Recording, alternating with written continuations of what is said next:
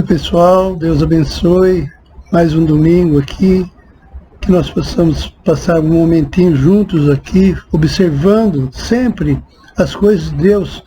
Por que eu observo as coisas de Deus? Porque são as melhores coisas que eu já achei na minha vida, foi as coisas de Deus que eu encontro na Bíblia. E hoje eu gostaria de discutir um assunto sobre graça. Como que a graça, às vezes, num lugar tem muito e em outro lugar falta a graça. E essa falta de graça é a falta de Deus. E quando falta Deus, a nossa vida perde a graça. E é necessário, então, que a gente viva na graça. E, falando sobre graça, eu gostaria de olhar para o que Paulo fez.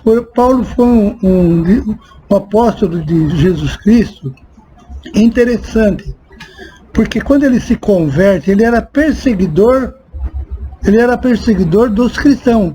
Ele perseguia, ele queria acabar com os cristãos. Quando ele se encontra com Jesus, quando ele tem um encontro com Jesus, que ele cai do cavalo, fica cego, e o próprio Jesus conversa com ele, fala: por que você está me perseguindo? Paulo tem uma transformação de vida. Ele, de perseguidor, ele passa a ser perseguido. Por quê? Porque ele ficou do lado dos cristãos. E a se ficar do lado dos cristãos, ele se tornou inimigo daqueles que eram amigos deles antes. E o que ele foi fazer? Ele foi com os apóstolos e foi saber como que ele deveria agir. Então ele ficou com o apóstolo João, Paulo, Pedro, Filipe e outros apóstolos para aprender bem sobre Jesus Cristo. E ele ficou 3 anos aprendendo com os apóstolos. E os apóstolos ensinaram tudo sobre Deus para ele. E o que ele fez? Ele pegou e descobriu a igreja que estava começando nesse início que Jesus Cristo veio, estava iniciando os cristãos, aqueles que seguiam Jesus. E cada igreja que ele ia, ele ensinava, instruía, orientava, porque as igrejas daquela época, eles criavam também costumes, e fazia desses costumes a religião, fazia a fé deles baseada nos costumes deles. E Paulo combatia isso escrevendo para eles as epístolas de Paulo para as igrejas, para orientar que eles deveriam ter um padrão de vida enquadrado dentro dos padrões de Deus, e não do que a igreja achava, e sim dentro do que Deus achava. E precisaria da igreja para reunir o povo, mas para discutir as coisas de Deus verdadeiramente. Em todas as igrejas que ele escrevia uma epístola, o fim dela, ele tem aqui o que ele mostrava. Ele chegava no fim da epístola dele, ele dizia assim: a graça do Senhor Jesus seja com vocês. Em todas as epístolas que ele escreveu, ele sempre mencionava: a paz de Jesus Cristo esteja sobre vocês. Todas elas. Por que ele fazia isso? Porque, ensinando sobre Jesus Cristo, ele sabia que Jesus Cristo era o que proporcionava a paz. Então, quando ele se entrega a Jesus Cristo, quer dizer, põe a vida dele para falar das coisas de Deus, quando ele se põe a ser um apóstolo, ele se dispõe e ele fala para as igrejas e ele deseja a igreja, a graça. Então, veja bem, ele deseja para que a igreja tenha a graça de Jesus Cristo, tenha o conhecimento de Jesus. Isso veio, através do tempo, chegou até no nosso tempo. Essas epístolas, elas conduzem a nossa vida hoje, porque elas falavam de como se deveria viver. E isso não mudou. E isso não muda. Porque Deus é que determinou, Deus é que fez essa lei. E a lei de Deus não precisa ser mudada porque é perfeita.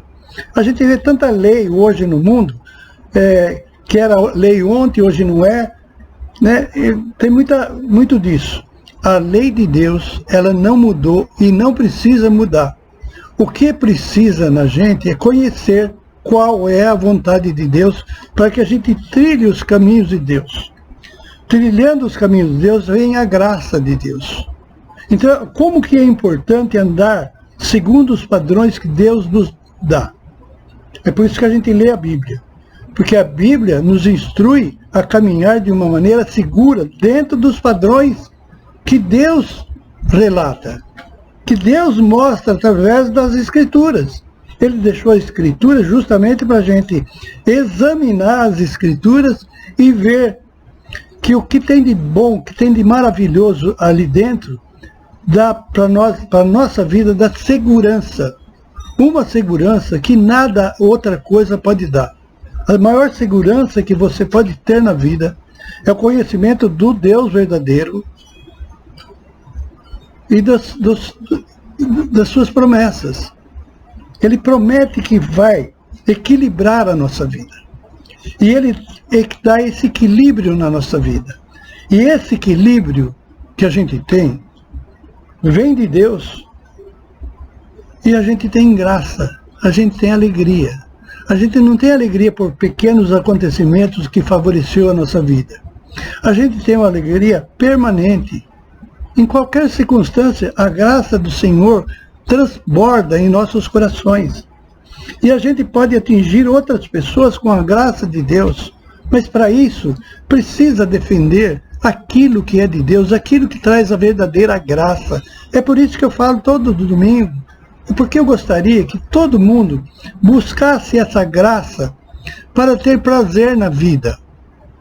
Não, eu não digo que não tenha lutas, as lutas são normais. Elas acontecem, quer queira, quer não queira, vai acontecer. Porque as lutas da vida moldam o nosso caráter. Mas entre as lutas, as dificuldades e os problemas, é indispensável que a gente tenha a graça. Mas a graça vinda de Deus. E o que Ele promete para nós é dar a graça. Agora, o que Ele quer de nós é que a gente busque essa graça. Buscai o Senhor de todo o seu coração, de toda a sua alma.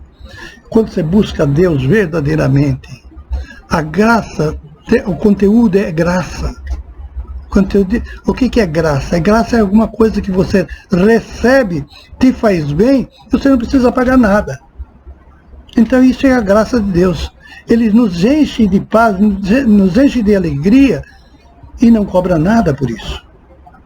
É maravilhoso. Por isso que eu falo que Deus é maravilhoso. Quando eu falo lá do fundo do meu coração, porque eu vivo essas coisas. Eu tenho esse prazer, eu não sou melhor do que ninguém. Mas fui abençoado por Deus, sou abençoado por Deus, porque a graça de Deus sempre abunda sobre minha vida. Então veja bem, quanto que a gente tem nesse mundo de ofertas do inimigo. E muitas vezes a gente cai nessas coisas e se esquece que Deus tem uma coisa muito superior a dar. E dá. E Ele tem prazer em dar essa graça. Porque se Ele dar essa graça, você vai ter graça. E vai ter graça para também dar para o próximo. Nosso Deus é cheio de graça. Ele tem abundância de graça. Agora eu preciso me achegar a Deus. Eu preciso ter um compromisso com Deus. Eu preciso pôr a minha vida, nas mãos de Deus. Que Ele vai abundar a minha vida de tanta graça, de tanto prazer, de alegria, de paz e de conforto espiritual. O que falta muitas vezes na nossa vida é viver do jeito que a gente acha. Ah, eu faço aquilo que eu acho. Eu prefiro fazer aquilo que Deus acha. Porque o que Ele acha é infalível. Eu tenho assim, convicção total naquilo que falo. Aquilo que Deus dá é perfeito e é cheio de graça. Então, quando Ele cita aqui nos seus na epístola, Paulo incita aqui: a graça do Senhor esteja com vocês. Ele fala isso. Sabe por quê? Porque isso é a melhor coisa que a gente pode desejar para o nosso próximo. E eu diria agora que a graça do Senhor esteja com você. Busque essa graça. Ela está à disposição de todos que buscarem. E que a paz do Senhor reine no seu coração. E tudo isso em nome de Jesus que eu peço. Amém. Até a próxima.